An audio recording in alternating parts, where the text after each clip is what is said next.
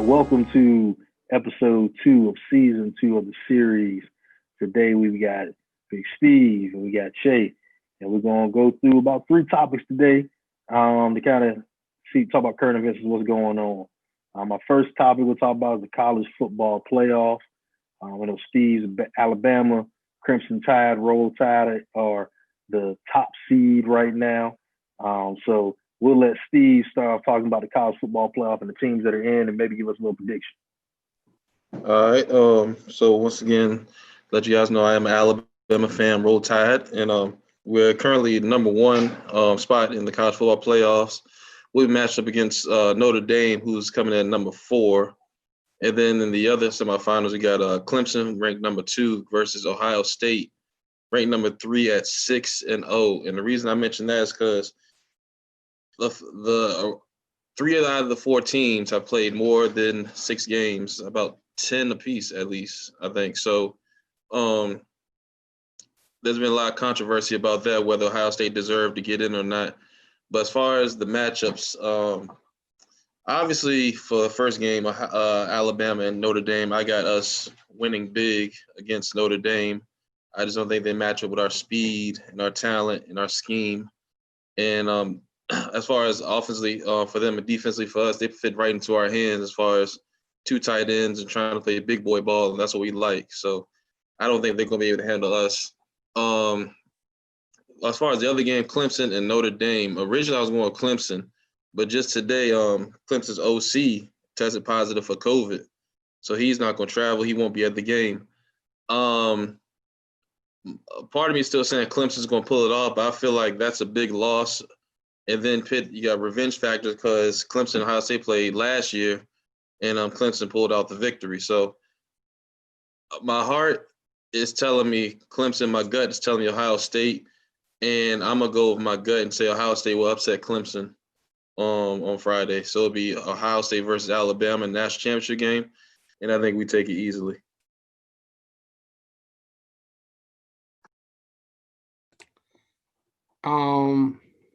Yeah, I don't have too much. Well, the only thing different I have is, of course, I have Alabama beating Notre Dame, and then I do have Clemson beating Ohio State. I just think Ohio State. I don't know if they've been tested enough or long enough season. With 6 games. I'm gonna go with Clemson having more games under their belt, more game reps, more game speed time, things of that nature. I think will lead to the victory for them. And then Clemson and Alabama rematch of heavyweights. I'm not. I like Sunshine from Clemson, but he's cool. But I was a big D Watt fan, so I was going for Clemson during those times. So I don't really have a horse in the race. I'm going to just go with my guy and root with my guy Steve-O on this one. I'll go Roll Tide, and Saban will get another championship. So those are my picks. I do want to say that I don't know if Ohio State should be in. It was a lot of controversy on that, whether they played enough games, whether they were trying to avoid playing some teams. Of course, COVID is kind of like a perfect excuse. And I don't want to say excuse in those terms because COVID is a real thing. Please forgive me. I'm not saying that COVID isn't a real thing, but there was some thinking or blog talk regarding whether Ohio State was dipping and dodging. So that's my take. And actually, I'm gonna step in. You know what, guys? I'm gonna change my picks. I got Clemson. Clemson's gonna beat Ohio State, and a part of the reason I just want them to so bad because of what Che just said. They're only playing 6 games. I don't think it was fair to Texas A&M, Cincinnati, and those schools that they didn't even get an opportunity.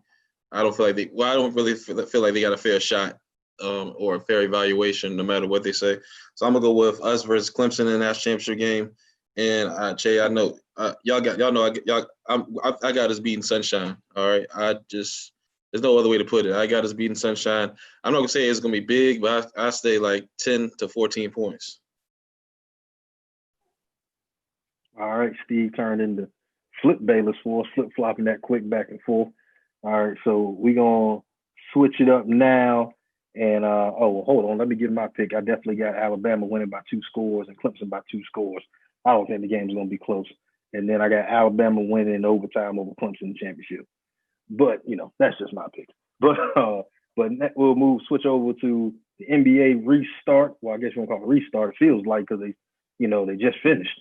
But they're back at it in the quick NBA start. And we'll let Che start us off there talking about the few early season games. Yeah, I think as far as NBA kicking off last week, it was great to see.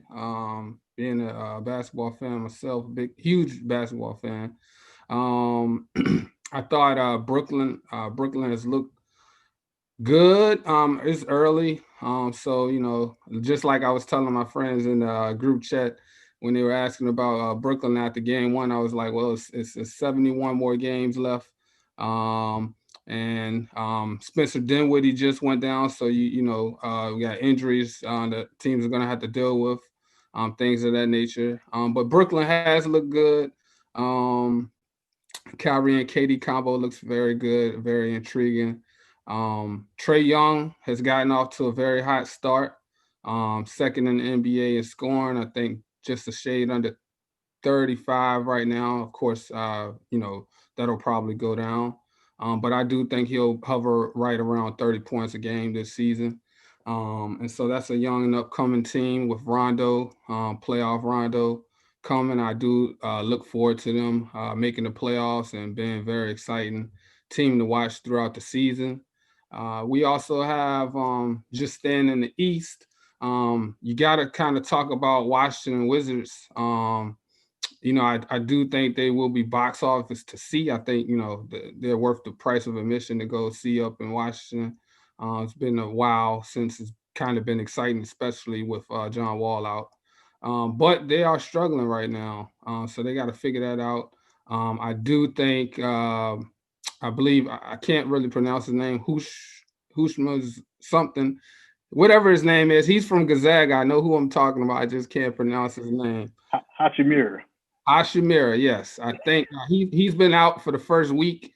I do think when he comes back, that's going to help things out. He's a stretch 4. They play him at the 4. He can stretch it out, do a little pick and pop with Westbrook. So I do think they'll get it back together and they'll be okay going forward.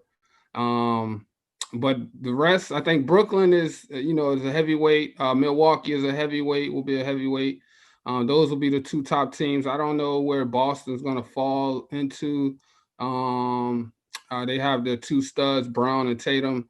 And then Kemba's dealing with injury. I'm hoping he, gets back healthy. And then over in the West, I expect the Lakers. They're my pick to win the championship, repeat. I do like the Clippers. I think they'll be fine. I do like the addition of Serge Ibaka. Gives them some championship pedigree, toughness.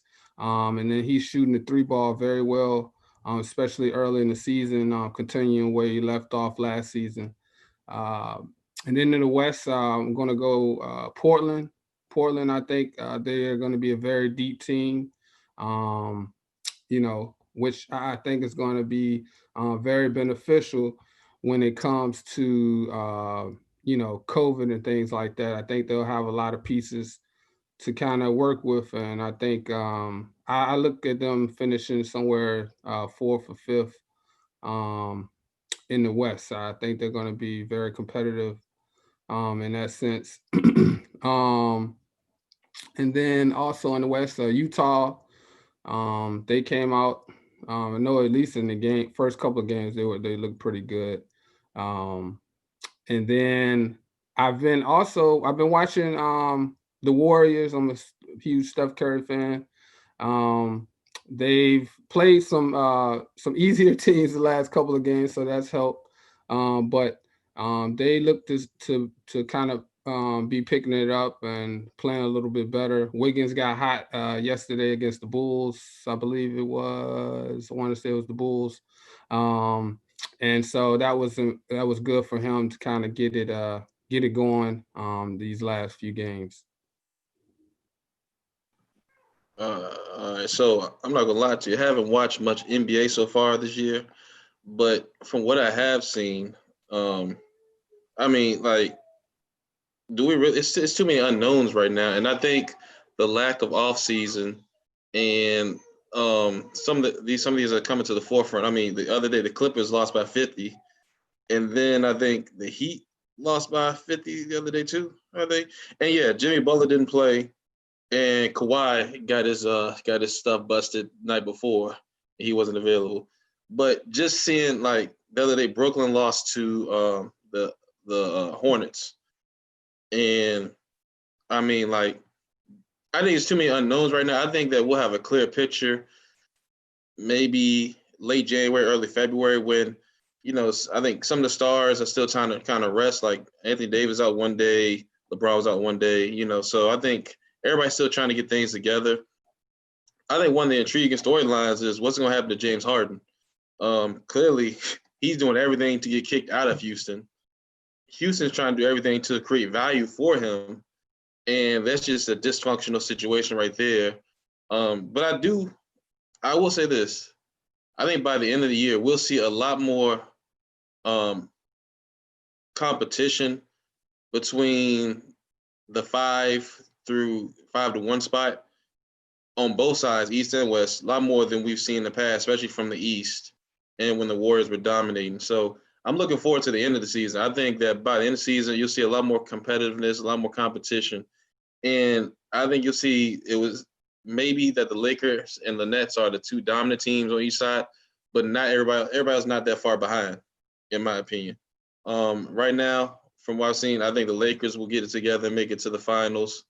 And originally, I was going to say that maybe somebody like the Celtics would surprise everybody. But if Kyrie and KD keep dominating like they've been the first few games they've been playing, I don't see how anybody in the East can overcome them in a 7-game series.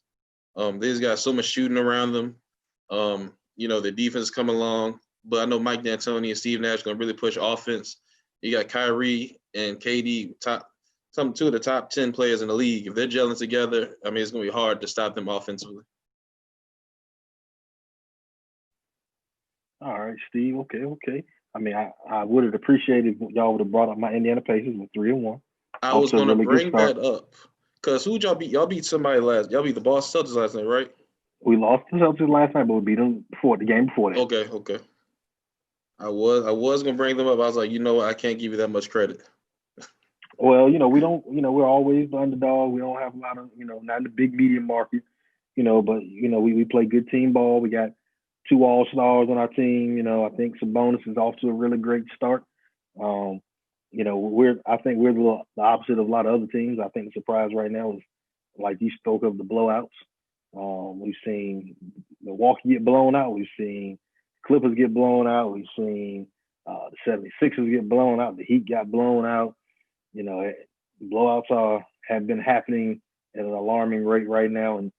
And I think I'm a little surprised at some of the struggles of some teams that I thought would get off to a quick start just because they had a little bit of a break, like the Pelicans. The Nuggets, just with their talent, I know they went deep into the playoffs. I thought they'd get off to a little bit quicker start. Some of the marquee players like Donovan Mitchell struggled a little bit shooting the ball. Paul George has been up and down a little bit. So that's been a little surprising. It's just that, the team I thought some guys would be a little more ready. I mean, I know Zion had one of his first really bad shooting nights against Spurs going 7-22. So, that was a little surprising. But I mean, just happy to have NBA basketball back. But let's move on to one more topic, and we're going to stick with basketball. We talk college basketball now. Just kind of the effects that COVID's had and the start they've gotten off to. It seems like every day we hear about teams and games being canceled and programs being put on pause. You've had Coach K come out and talk about the mental grind of it. Detroit Mercy just announced that they were canceling their next 2 games to give their players a mental health break. And then we've seen some COVID cancellations since coming back from Christmas break. A lot of players going home. So, Steve, just got to give us your thoughts on this start to the college basketball season. It's been rough, man. Like you said, it's been a lot of not just cancellations, but cancellations by marquee programs like Baylor, the number 2 team in the nation, has had a whole bunch of cancellations. The ACC as a whole is being affected. It's just a lot of games being affected. I think the most important thing that kind of gets overlooked is the amount of younger players that are playing in college now, freshmen, sophomores, and the time they lost before the season to prepare, and the time they're not getting if they're out for COVID. And what that's causing is a lot of teams that have veterans are showing that it's working out a lot better for them. Case in point, Richmond beat Kentucky. Now, Kentucky's not that good this year, but they have the talent that if you were just looking and saying, oh, Richmond playing Kentucky, I'm picking Kentucky. Well, Richmond had a lot of experience, upperclassmen. They went into Rupp Arena and they upset Kentucky. So I think that COVID, not only the cancellations with the games and stuff is affecting it, but how prepared some of these coaches get these younger guys they have in their roster if they don't have veterans that can give you quality minutes. And I think in the long run, I think if you're able to stay away from COVID, get practice time and get some game time, then I think it'll help. I'm a Carolina fan, and I mean, it's kind of hard to see us struggle with these young guards that didn't get the appropriate time to prepare for the season. But it's just a struggle for some of these young programs with younger guys that say, okay, well, I can compete at the same level I would have if I had time in the off season to prepare like we normally would. So I think that's probably been a little more of a bigger effect than just the game cancellations. I mean, they knew games were going to get canceled. I think that once they get into league play, they'll be able to move some things around where they can make up some of these canceled games out of league play. I think it's a little more difficult, but I think once they get into the conference play, they'll be able to reschedule some of these games. But just to lose that time to prepare and get that experience going forward is going to affect a lot of teams, I think more so than just missed games. Also, what's his name? Keontae Johnson. It's good to hear that he's back and doing well, and he's on the sideline as a coach. I know like that's got to be a real scary moment, just to drop like that, and at the moment they don't know what's going on, and then it comes to find out that you do have some health conditions and things like that. But he's recovered. He's doing well. He's back on the sideline as a coach, so it's good. And he's a Virginia boy, so it's always good to see that. Yes, it was good to hear that Keontae was able to get home and be, out of the hospital and improving. My take on it is pretty much the same as Steve. If you're not a big program guy, I guess you're probably enjoying, watching some of the heavyweights, lose or not be as good. Kentucky comes to mind right off the bat. Then, of course, you have Duke and North Carolina that has been struggling. But I guess it is to be expected, especially with those programs kind of, predicated on talent and talent that comes to college. They're going to be more towards the one and done or maybe two and done, 2 years and done type of guys. I guess that's to be expected as far as the programs with juniors and seniors to get off to a better start. I didn't like some of the commentation, the comments from the coaches acting like they're surprised, why they're having a season and things like this. Look, you make millions of dollars. It is a business. It's a business. If you haven't been advocating for, players to get an extra stipend, get paid, compensated in other ways, I really, my personal opinion, I really don't see why you're acting like you don't know that this is a business and this is a big shock that you all having a season or playing out of conference games and things of that nature. Um, you know what it is. There's a reason, you know, you got a big house, your family lives good and all of that. And so it is a business, you're getting paid well. So that's my take on the college basketball season. I'm just glad that, you know, we got basketball. Uh, and so hopefully, you know, people can make it through and not get as sick or get sick at all. And if they do get sick, you know, that it's, minimal, then no symptoms or light symptoms, if anything. Yeah, I guess I can end it off a little taste on college basketball is kind of my thing, but I think that the biggest thing about the big program struggling is something that Steve kind of mentioned was the lack of preparation. North Carolina starting 2 freshman guards who, you know, are trying to adjust to the college game. Duke's playing a lot of freshmen trying to do the same thing. Kentucky has a whole team of freshmen as normal trying to do the same thing. So coaches didn't have that preseason, that summer to kind of break some of those bad habits because we see a lot of plays that are just, you know, you don't expect from, you know, blue chippers or big time programs like that. Even you look at Michigan State, they had a guy like Rocket Watts who's moving over from off the ball to being, you know, the main ball handler, and he's struggling. So, but then teams like Illinois, Gonzaga, Iowa, teams that have Wisconsin also have, you know, very experienced guys. I know I saw they were making a comment about Wisconsin's starting 5 is older than I think Chicago Bulls or some NBA team. They're like like their average age is older than them. So, you know, just having that continuity, that experience, you know, allows those teams to get off to great starts. And I don't really think these blue buds or these young teams that are struggling, I don't think they're really gonna have the time to catch back up. I think they'll play better, but I don't think they'll be able to, you know, be the conference champions or the Sweet 16 Elite 8 teams that we're used to because of these large faults that they have that are glaring and standing out so much. But you know, we'll see. We got time. Hopefully the season keeps going. As Chase said, you know, hopefully we don't have COVID kind of slows down and you know, hopefully this vaccine kicks in and we can kind of get back to normal in terms of our sports season. But we got a little bit of extra time, so I want to throw something out real quick. As we enter the last week of the NFL season, who do you guys have winning the NFC East?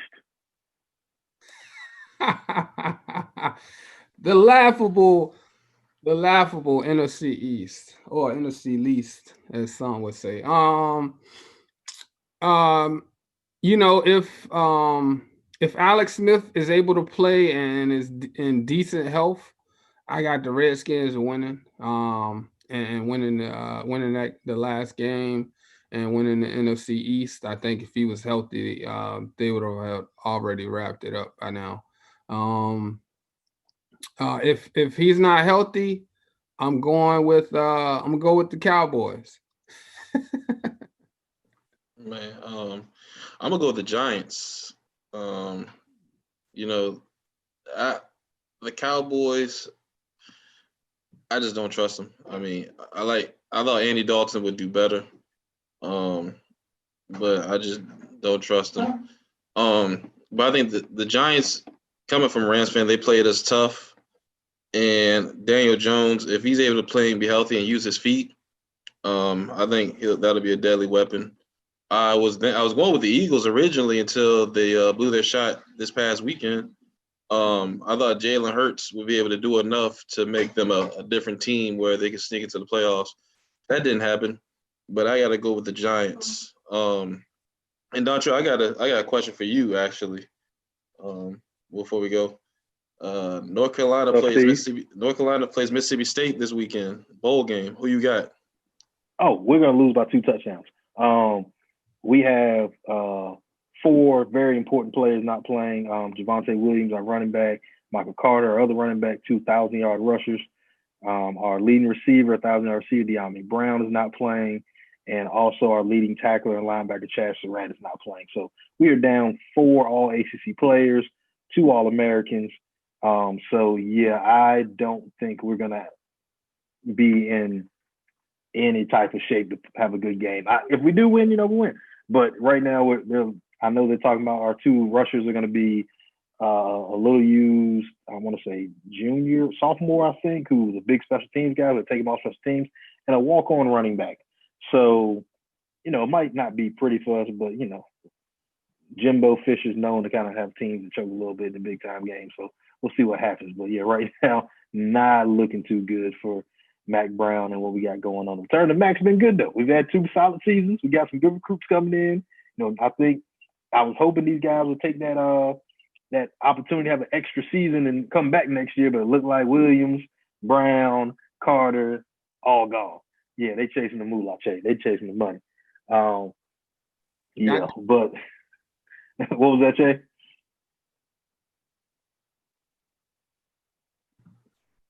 I think he just said, "Got it." Gotta get it. Oh, gotta get it. Gotcha. Okay. Yeah, but so I'm gonna throw this out to you, Che, because I know I'm gonna give you a good shout out because your Miami Dolphins have exceeded all expectations this season. And then since I'm the ultimate hater, I'm gonna have to bring up Steve. You guys lost to the winless Jets. So, that's we'll throw that out. We'll end it on that with Steve's Rams struggling here at the end with no quarterback and losing to the Jets. And you got something to say, Steve? I know you got something to say. The Jets aren't even the worst team in the league right now because the Jaguars only won 1 game. Jets won 2. So let's just throw that out there. And I didn't have much stock in us anyway. Our defense is incredible. We need a new quarterback. But I just want to throw it out there that the Jaguars have 1 win on the season. Jets have 2, so they're not even the worst team in the league. Anymore. They were when you played them. But, anyway. All right, we'll wrap it up here.